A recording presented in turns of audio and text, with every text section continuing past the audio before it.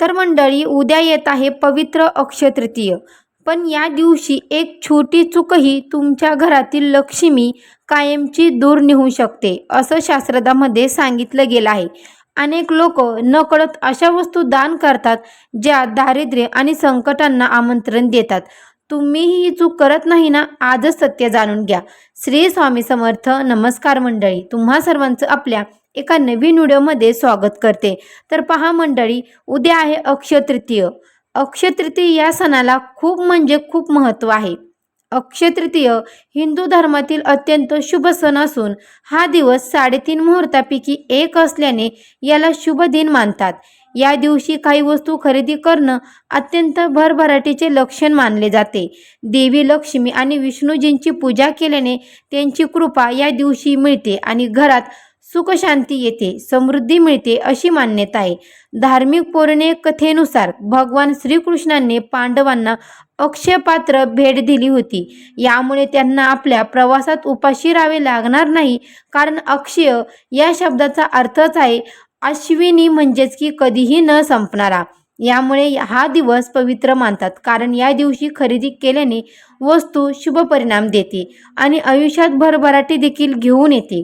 अक्षय तृतीय हा 3.5 मुहूर्तापैकी एक असल्याने या दिवशी शुभ कार्य केले जातात, तसेच नवीन वस्तू देखील घेतात. अक्षय तृतीयाला चांदी घेणे अत्यंत शुभ मानलं जातं. तसेच या दिवशी वास्तू खरेदी करणे सुद्धा खूपच शुभ मानतात. ग्रहप्रवेश केला जातो, वास्तुशांती देखील घातली जाते. नवीन गाडी अक्षय तृतीयेच्या मुहूर्तावरती अनेक जण घेतात. अक्षय तृतीयेच्या दिवशी दान करण्याला अत्यंत महत्त्व मानतात. तसेच मंडळी, या दिवशी गोरगरिबांना अन्नदान करणे खूपच शुभ मानतात. तसेच पक्ष्यांना धान्य टाकणे, गरजूंना आवश्यक वस्तू दान करणे महत्त्वाचं मानलं जातं. या दिवशी तुम्ही कोणतेही स्वरूपाचे दान करू शकता, पण एक गोष्ट मात्र लक्षात ठेवा. या दिवशी अशा काही वस्तू आहेत की ज्या चुकूनही आपण कोणाला द्यायच्या नाहीत. आपल्या घरातील, म्हणजेच की आपल्या घरामधील त्या वस्तू जर आपण कोणाला दिल्या तर आपल्या घरामध्ये अनेक संकटे, अडचणी, अडथळे येतील आणि आपल्या घरामधील माता लक्ष्मी ही निघून जाईल. तसेच या दिवशी अशा काही वस्तू आहेत जर त्या खरेदी केल्या तर आपल्या घरामध्ये भरभराटी होते, माता लक्ष्मीची कृपा आपल्यावरती प्राप्त होते. या दिवशी आपल्याला काही नियमांचं पालन देखील करायचं आहे. तसेच माता लक्ष्मीचे आशीर्वाद मिळवण्यासाठी काही उपाय व काही सेवा देखील करायच्या आहेत. तर या दिवशी काय करावे व काय करू नये याबद्दलची माहिती मी तुम्हाला आजच्या व्हिडिओमध्ये शेअर करणार आहे. त्यामुळे तुम्ही हा व्हिडिओ कुठेही स्किप न करता शेवटपर्यंत नक्की पहा.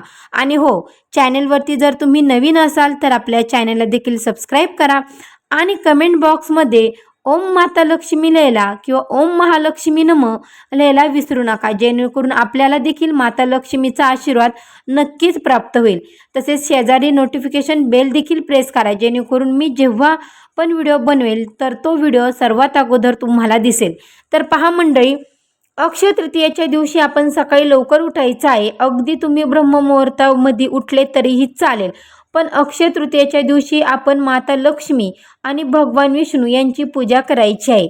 त्यासोबतच आपल्या घरामध्ये जे काही देव आहे तर त्यांना देखील आपण अभिषेक करायचा आहे, त्यांची देखील पूजा करायची आहे. अन्नपूर्णा मातेची देखील पूजा आपण या दिवशी करायची आहे. या दिवशी आपण उंबरठ्याचे लेपन करावे. त्यासोबतच आपण एक मातीची पंती घ्यायची आहे. तर त्या मातीच्या पंतीमध्ये आपल्याला अखंड तांदूळ टाकायचे आहेत. तांदूळ हे कुठेही तुटलेले, फुटलेले नसावेत, असे अखंड तांदूळ टाकायचे आहेत. मग एक प्लेट घ्या, प्लेटीमध्ये मातीची पंती ठेवा आणि त्यावरती आपल्याला भीमसेना कापूराच्या 2 वड्या ठेवायच्या आहेत. त्यासोबतच 2 लवंगा देखील ठेवायच्या आहेत. लवंगा या साबूत असाव्यात, कुठेही तुटलेल्या फुटलेल्या नसाव्यात, त्यांना पुढे फूल देखील पाहिजे अशा 2 लवंगा ठेवायच्या आहेत. आणि हे जे काही मातीची पंती आहे तर ती आपल्याला दिवसभर घराच्या बाहेरच ठेवायची.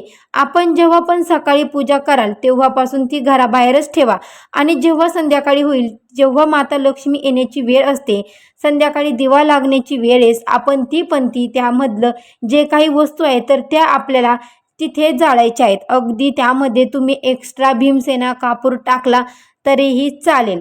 यामुळे माता लक्ष्मीचा वास आपल्या घरामध्ये होत असतो. तसेच आपल्या घरामधील नकर्मता, नजरबाधा, इडापिडा दूर होण्यास मदत देखील होते. त्यामुळे या दिवशी तुम्ही हा उपाय आवर्जून करायचा आहे. तसेच या दिवशी मुख्य दरवाजावरती शुभ लाभ लिहावे. अन्नपूर्णा मातेची पूजा करायची आहे. गॅसच्या शेगडीची देखील आपण पूजा करायची आहे. यासोबतच आपल्याला माता लक्ष्मीला काही नैवेद्य अर्पण करायचे.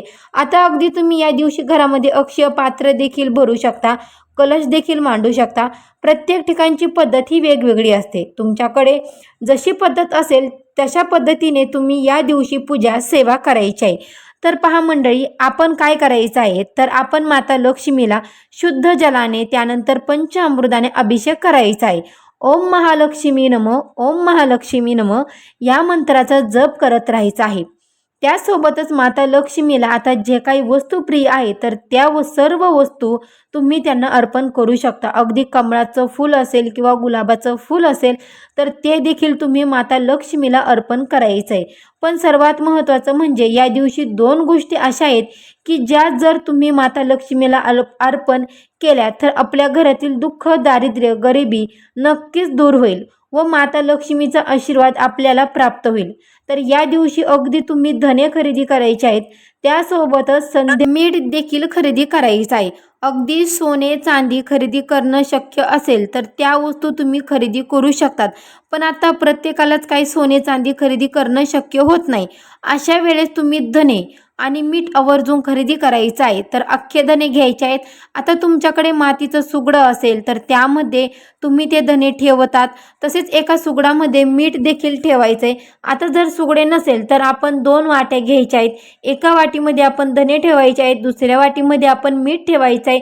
तसंच ज्या वाटीमध्ये धने ठेवले आहेत तर त्या वाटीमध्ये तुम्हाला गूळ देखील ठेवायचा आहे. आपण शेजारी मीठ ठेवले आहे.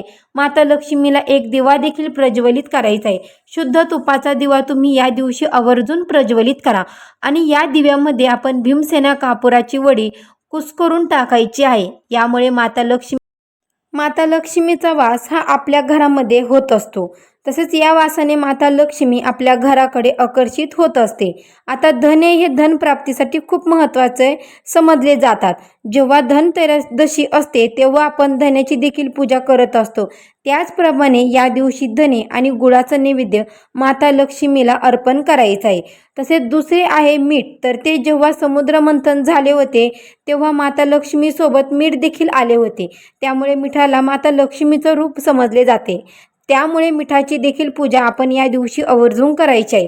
तसेच तुम्ही ज्या काही वस्तू खरेदी केल्या असतील तर त्या वस्तू देखील तुम्ही या दिवशी माता लक्ष्मी समोर ठेवायच्या आहेत. यामुळे घरामध्ये सुखशांती, समृद्धी येते आणि माता लक्ष्मीचा आशीर्वाद आपल्याला प्राप्त होत असतो. तसेच माता लक्ष्मी समोर बसून आपण महालक्ष्मी अष्टकम देखील पठण करायचं आहे किंवा पठण करणे शक्य होत नसेल तर श्रवण केलं तरीही चालेल. त्यासोबतच विष्णू सहस्रनामाचं पठण करावे.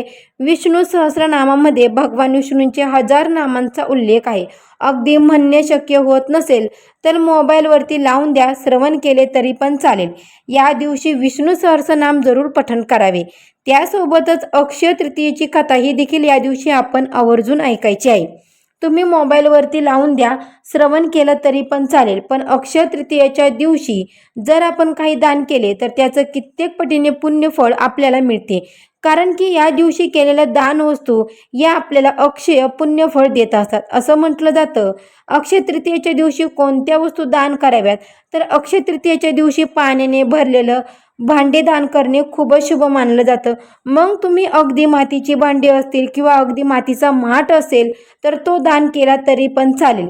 या दिवशी तुम्ही कलश किंवा भांडी दान करू शकता, परंतु ते रिकामे दान करू नये हे लक्षात ठेवा. त्यात पाणी किंवा साखर घाला आणि हे दान करा. तसेच अक्षय तृतीयेच्या दिवशी पांढऱ्या वस्तूचं दान करणं खूपच शुभ मानलं जातं. यामध्ये तुम्ही साखर, खीर, शंख आणि पांढरे कपडे इत्यादी दान करू शकता. यामुळे व्यक्तीला शुभ फळ मिळतात आणि कुंडलीतली चंद्राची स्थिती देखील मजबूत होत असते. अक्षय तृतीयेच्या दिवशी गरिबांना आणि गरजूंना तुमच्या क्षमतेनुसार अन्नदान, कपडे आणि पैसे इत्यादी दान करणं चांगलं आहे. त्याचबरोबर यामुळे व्यक्तीला शुभ फळ मिळतात. पूर्वजांचा आशीर्वाद मिळवण्यासाठी अक्षय तृतीयेच्या दिवशी तुम्ही पूर्वजांच्या नावाने अन्न आणि वस्तू इत्यादी दान करू शकता. असं केल्याने व्यक्तीला त्यांच्या पूर्वजांचा आशीर्वाद देखील मिळतो. तसेच या दिवशी ब्राह्मणासाठी जेवणाची व्यवस्था करावी. अक्षय तृतीयेला सोने खरेदी करणे खूपच शुभ मानलं जातं. त्यामुळे या दिवशी अगदी तुम्ही सोने खरेदी करण्याचा देखील विचार करू शकता. या दिवशी हरभरे खाण्याची आणि दान करण्याची एक जुनी परंपरा देखील आहे. याला श्वासात अन्न मानले जाते. ताज्या गुळासोबत हरभरे दान केल्याने आरोग्य सुधारते आणि ग्रहाचा दोष देखील शांत होतो. आता पहा मंडळी, अक्षय तृतीयेच्या दिवशी काही गोष्टी अशा आहेत की ज्या चुकूनही करू नयेत. या दिवशी घरात अंधार ठेवू नका. संध्याकाळी तुपाचा दिवा नक्की लावा. कोणालाही पैसे उधार देऊ नका, कारण असं मानलं जातं की या दिवशी लक्ष्मीला घराबाहेर पाठवू नका. त्यामुळे आपण या दिवशी कोणालाही पैसे उधार द्यायचे नाहीत. तसेच कोणाकडून पैसे उधार देखील घ्यायचे नाहीत. आपण याची काळजी घ्यावी. तसेच घराच्या मुख्य प्रवेशद्वारावर कोणतीही अनावश्यक वस्तू ठेवू नका, कारण इथूनच देवी लक्ष्मीचे आगमन होते. अगदी दरवाजाच्या बाहेरच चपला काढू नका. थोड्या साईडला काढू शकता, पण अगदी दरवाजाच्या समोरच या दिवशी आपण चप्पल काढायचीच नाही, अजिबातच नाही. किंवा तिथे कचरा देखील करायचा नाही. आपण उलट उंबरठ्याचं लिंपण करावे. दाराबाहेर रांगोळी काढावी. आपल्या घराबाहेर स्वच्छता देखील असली पाहिजे, याची आपण काळजी घ्यावी. अक्षय तृतीयेच्या दिवशी मद्यपान आणि धूम्रपान टाळायला पाहिजे, कारण हा दिवस खूपच शुभ आणि पवित्र मानला जातो. या दिवशी कोणालाही वाईट बोलणे किंवा अपमानित करणे हे टाळावे, कारण या दिवशी शांतता आणि सकर्मता टिकवून ठेवणे महत्त्वाचं आहे. अक्षय तृतीयेच्या दिवशी तुळशीचं पान तोडण्यापूर्वी स्नान करणं आवश्यक आहे.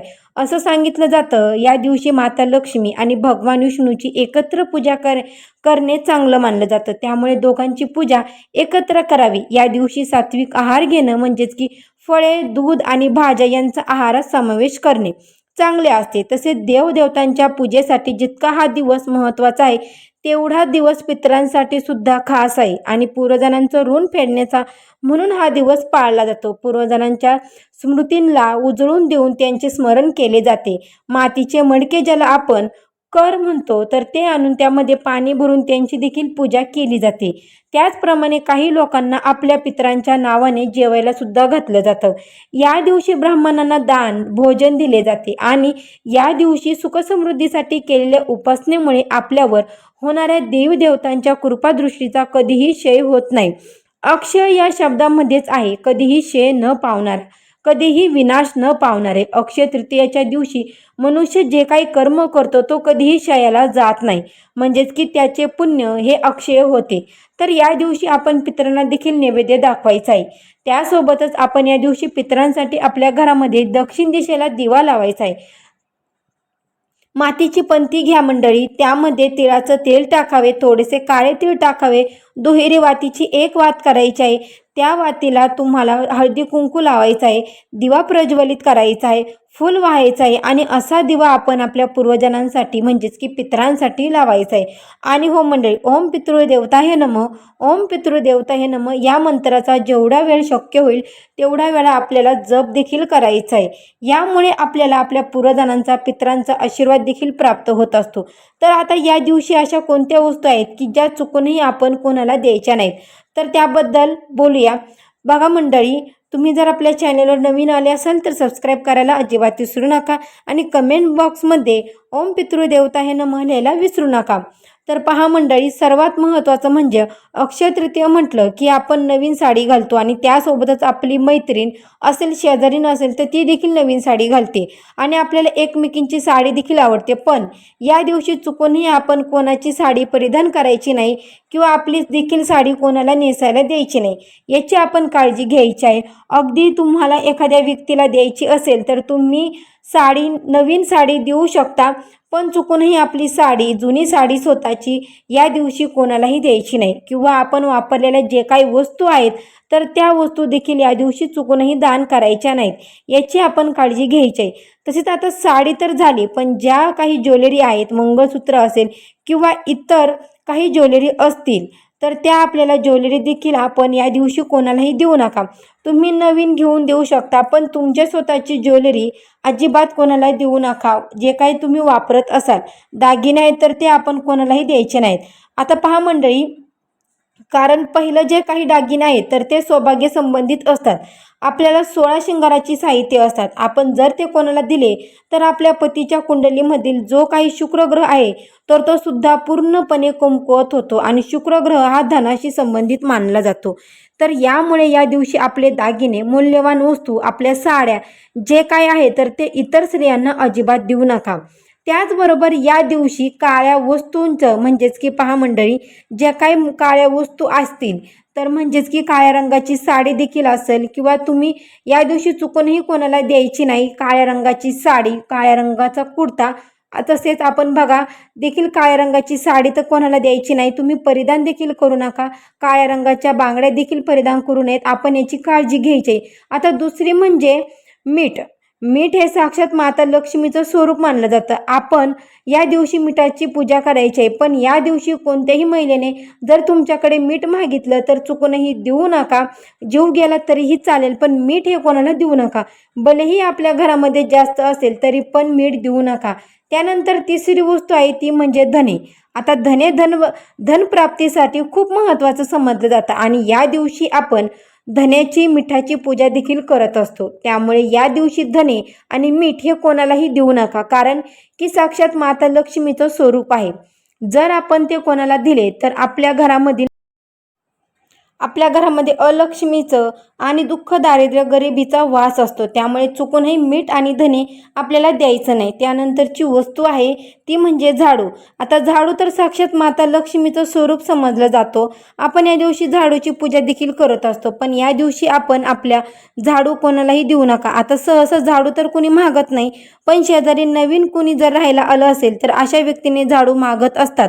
तर त्या दिवशी जर त्या व्यक्तीने झाडू मागितला, चुकूनही झाडू कोणालाही द्यायचा नाही. त्याचबरोबर बघा मंडळी, तसेच झाडू नेहमी असा ठेवायचा की जो कोणाच्याही नजरेस येणार नाही किंवा कोणालाही सहज दिसणार नाही. अशा पद्धतीने आपण झाडू ठेवायचं आहे. कारण की भरपूर वेळा असं होतं की आपल्या घरामध्ये कुणी आलं तर त्याला सहज झाडू दिसतो आणि झाडू साक्षात माता लक्ष्मीचं स्वरूप समजला जातो. आता झाडू हा माता लक्ष्मीचं स्वरूप हा भरपूर जणांना माहिती आहे, पण हा दिवस वस्तू खरेदीसाठी खूपच शुभ मानला जातो. पण या दिवशी प्लास्टिकच्या ज्या काही वस्तू आहेत तर त्या चुकूनही खरेदी करू नका असं देखील म्हटलं जातं. त्यामुळे मी जे काही तुम्हाला वस्तू सांगितल्या आहेत तर त्या वस्तूचं तुम्ही आवर्जून पालन करा. जर तुम्हाला हा व्हिडिओ आवडला असेल तर ह्या व्हिडिओला नक्की लाईक करा, शेअर करा. चॅनलवर नवीन असाल तर आपल्या चॅनल देखील सबस्क्राईब करा आणि हो, सांगितल्याप्रमाणे कमेंटमध्ये ओम पितृदेवताय नमः लिहायला विसरू नका. भेटू अशाच एका नवीन व्हिडिओमध्ये. तोपर्यंत सर्वांना श्री स्वामी समर्थ.